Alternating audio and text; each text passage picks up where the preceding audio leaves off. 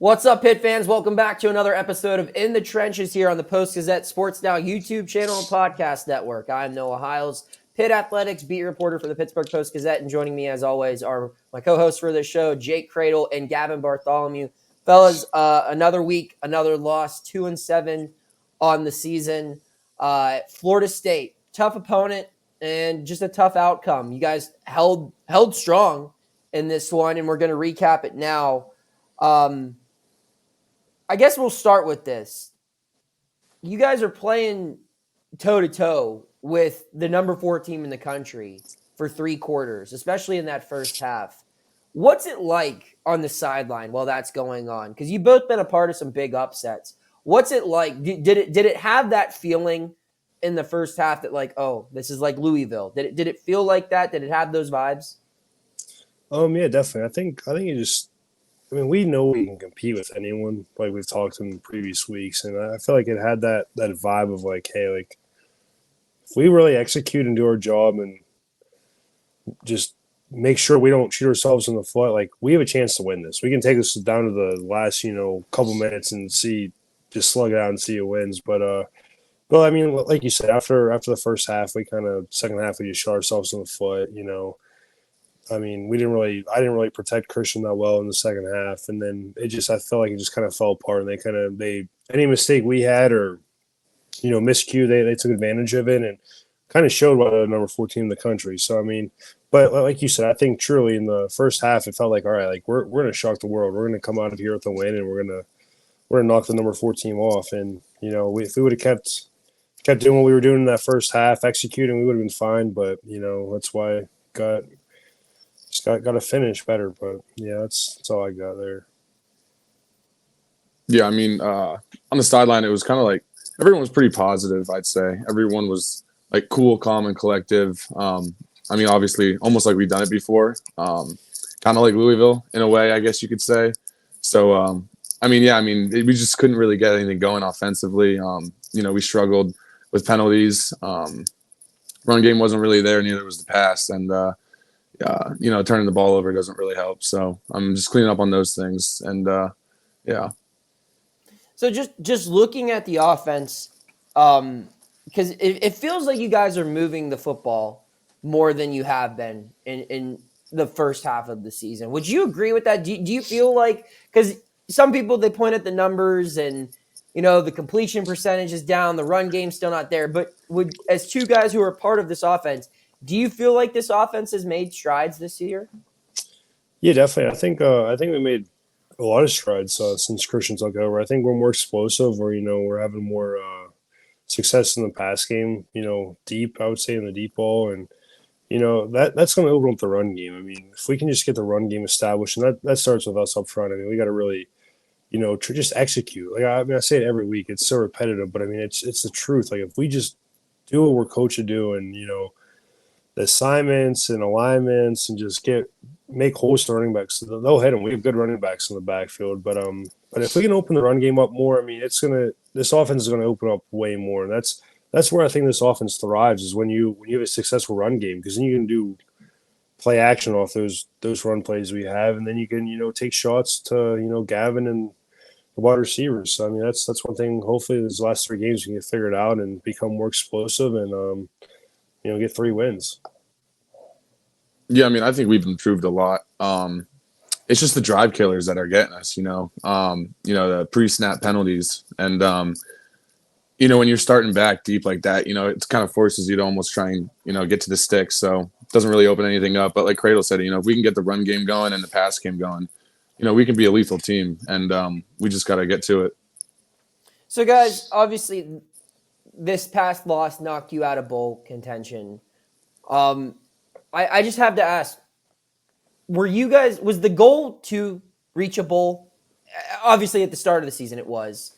But when things kind of started falling apart and it became clear that this wasn't going to be the season that you had hoped it would be, like, did you go into Florida State thinking, hey, we win this one, we finish perfect in November again, we get back to a bowl, we have a happy ending? Or was it so week by week that a bowl really hasn't been in your thoughts for a long time? No, honestly, that's a great question. I think we came in the Sunday before Florida State and kind of Same thing we did in 2022. We kind of circled November and said, look, like, they only remember what you do in November. We circled those 4 games and said, look, if we can win these all, which, I mean, they're all winnable. I mean, Florida State, like you said, we went toe-to-toe in the first half, and then they beat us in the second half. But, I mean, we win that game, you get the ball rolling, you know. You start winning these games, you get to 6-6, and you go win a bowl game. You're above 500, and that was definitely our goal and definitely something we wanted to achieve. But now that's out the door. Now it's just kind of like, look, let's go week by week and win each game and get to 5-7. And I mean, it's not a good season, but it's a better season than where we're at right now. So that's our goal, you know, moving forward. Gavin, Yeah, I mean, I guess you could say it's a little bit of it's like a little bit of both what you said. I mean, you're taking it week by week, but like, I mean, me personally, like, I'm not thinking like week by week, oh, you know, if we win this, we can get to a bowl. I mean, obviously against Florida State, we had to win to get to a bowl, but you know, it's really just a week by week thing, and you know, you want to win the week and then go 4-0 in November, and that's what we were trying to do, and fortunately fell short last week. So, all right, so we're gonna actually pivot here. I said originally that we were just gonna do 2 segments, but I had a bright idea that just popped in my head for a middle segment. So you guys don't know what's coming here, but I think you'll enjoy it. Jake, do you want to go and give it your ad read here before we move on to the middle segment of the show? Yep. And the whole was brought to you by the one place in Pittsburgh where you can caffeinate and create Brushes and Beans Cafe in Marysville. At Brushes and Beans Cafe, you can enjoy a delicious latte, cappuccino, cold brew, and much more while relaxing and creating your very own masterpiece. For more information, visit our website at www.brushesandbeanscafe.com or give them a call at 724-610-3782.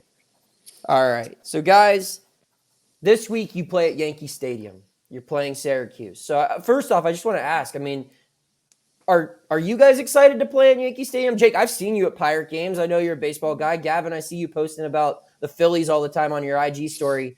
Did you guys grow up playing baseball? Are you baseball fans?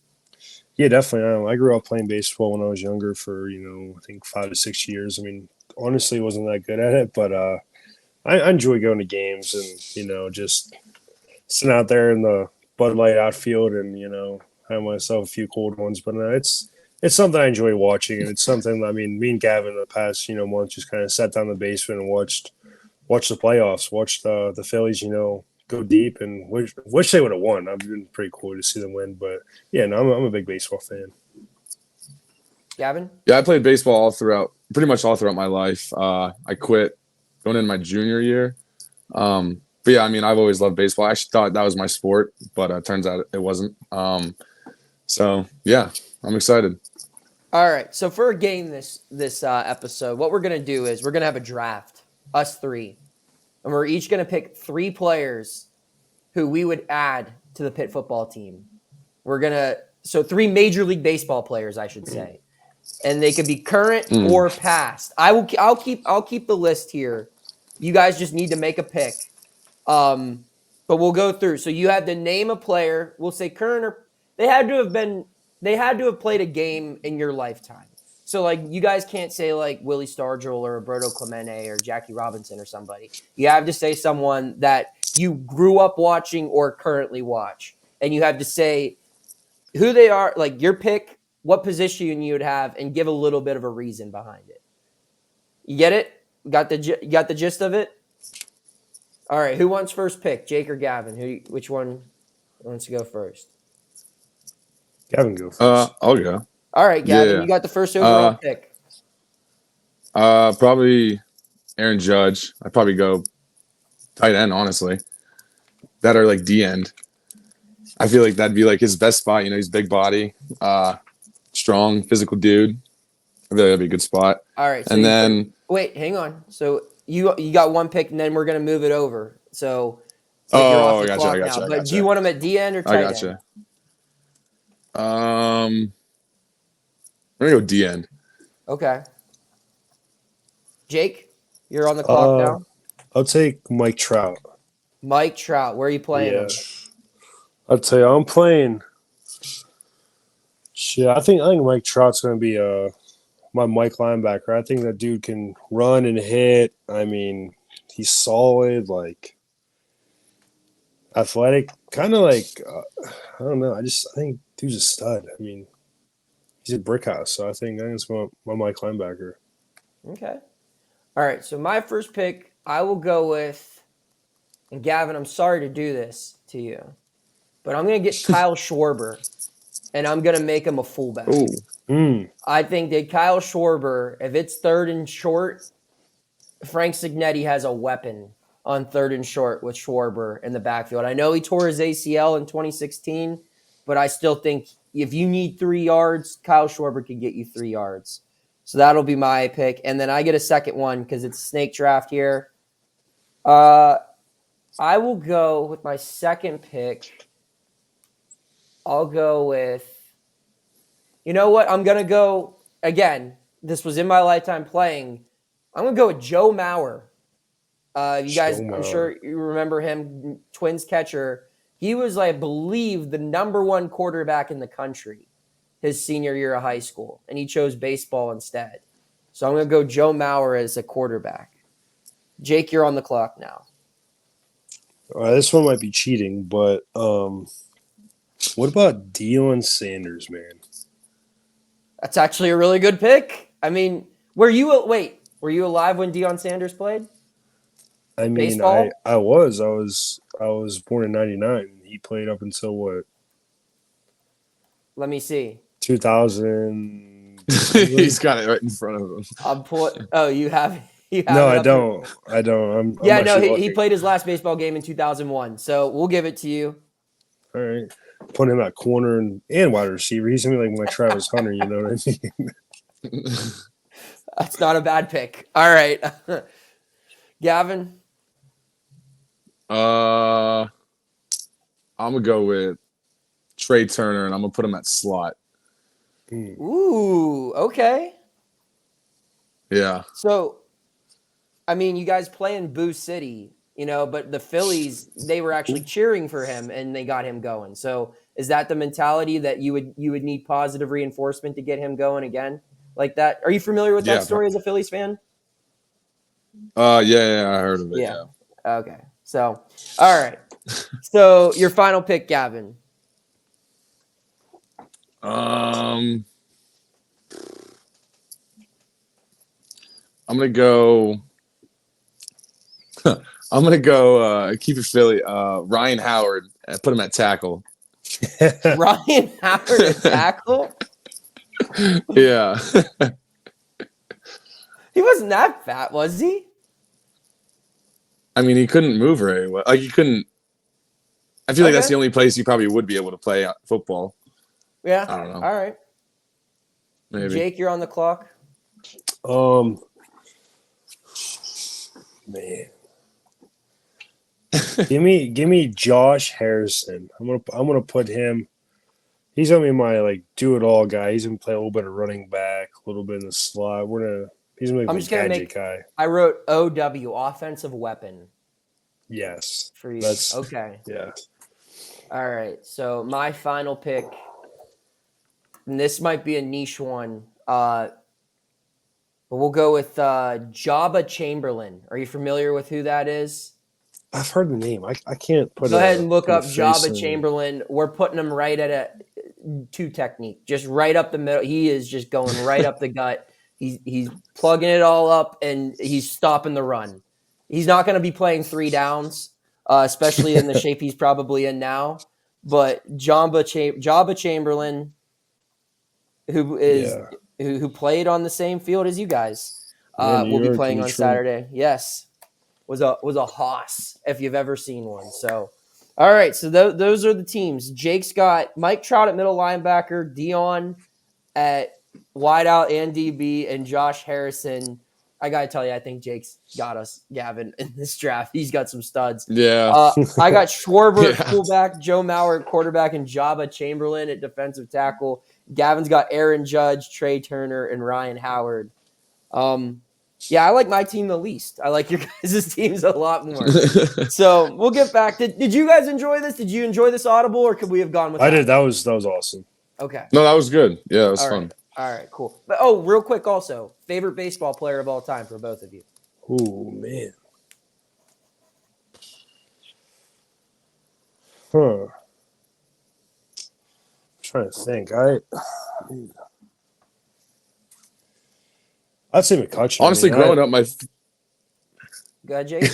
Go ahead. Yeah, my bad. I think McCutchen. That guy's been here forever, and just love the way he plays. Good player. It's easy to root for a guy like that. Growing up, my favorite player was Cliff Lee. I don't know why. Okay. Pitcher. Yeah. I don't know why. He's just my favorite player. I can get behind Cliff Lee. So mine was, McCutchen's the easy answer for anyone who grew up in Western Pennsylvania. Yeah. But like growing up, like the Pirates were so bad during my childhood. Like my favorite players for the Pirates were like Jason Bay, like Jack Wilson, Jason Kendall, Brian Giles, like those guys. So like my actual favorite player when I was younger was Derek Jeter. Like, because I always wanted to watch playoff baseball. And when I was little, like the Yankees were incredible. So that's why like I'm super stoked to go to Yankee Stadium because I only got a chance to see Jeter play once. I've never been to Yankee Stadium, and I've watched a lot of games in the Bronx, both at the old one and the new one. So it'll be cool. So hopefully I get to go down there on the field with you guys pregame and stand on the same ground that my boy Jeets once played on. So that is crazy. I'll tell you, I've one more funny thing. I thought I saw Jock Peterson. I saw him like Monday Night Football or something. He played with Devontae Adams and led their team in receptions and yards and touchdowns his senior year. There you go. That's the draft snub in our draft. There you go. All right, so we're gonna get into the final segment of the show. Gavin, who is it brought to us by? This segment is sponsored by Rendine Consulting, helping companies staff integrate and optimize their technology systems. Call 412-965-5933 for your technology needs. All right, guys, as we always do, we start this off with First Down, which is a headline. I actually want to talk to you about something I wrote. I did an analysis on your team's penalties. Obviously, penalties has been a problem for your team. You guys lead the ACC with 78 penalties, lead it with average yards per game and total penalty yardage. But I was looking, and I just kind of want to get your thoughts on this number. You guys have had 26 false starts this season.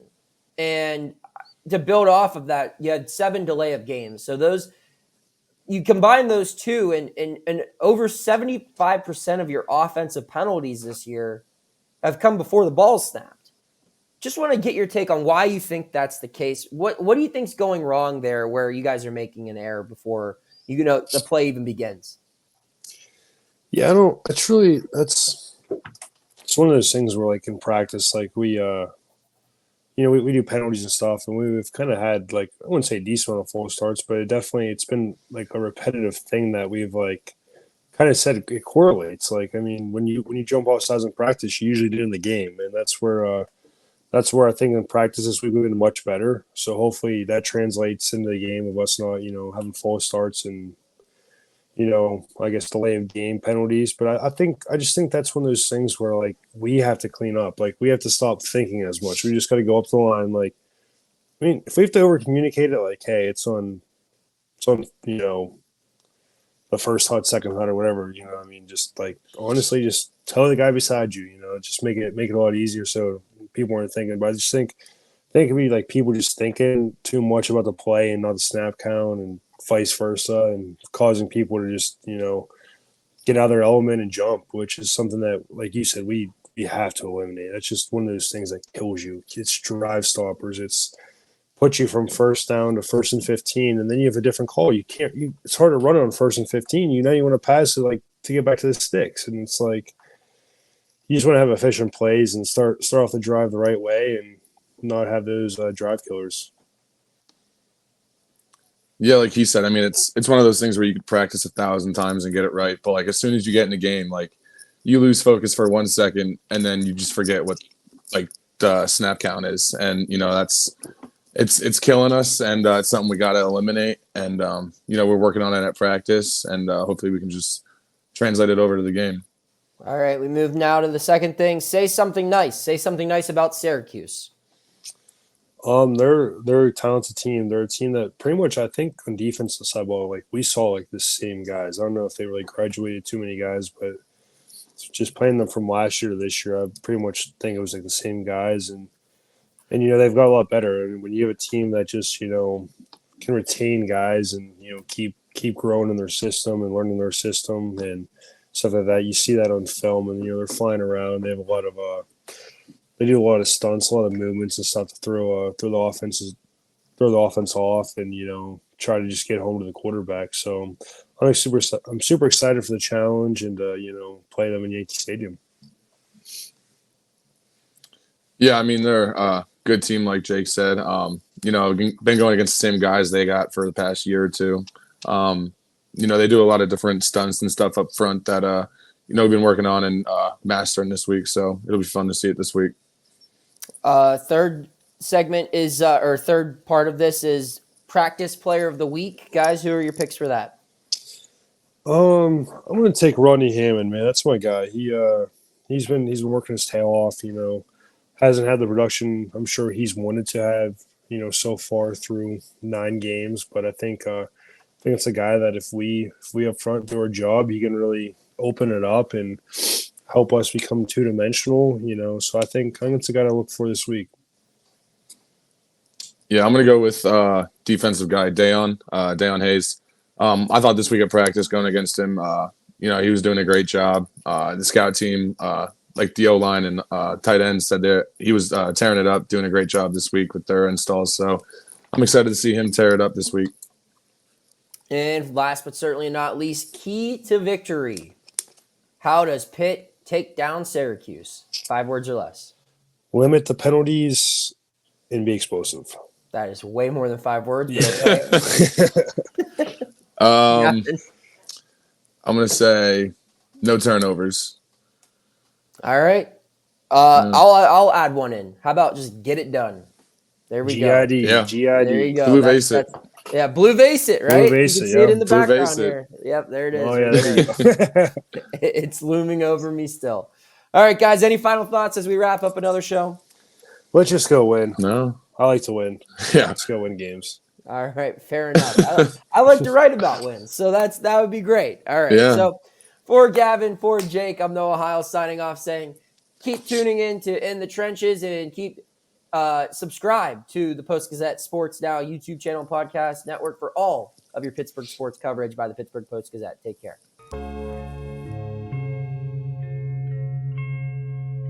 Thank you for checking out this content from Post-Gazette Sports. If you watch this video on YouTube, please like the video and subscribe to our channel. For all of the sports coverage the Post-Gazette has to offer, visit post-gazette.com.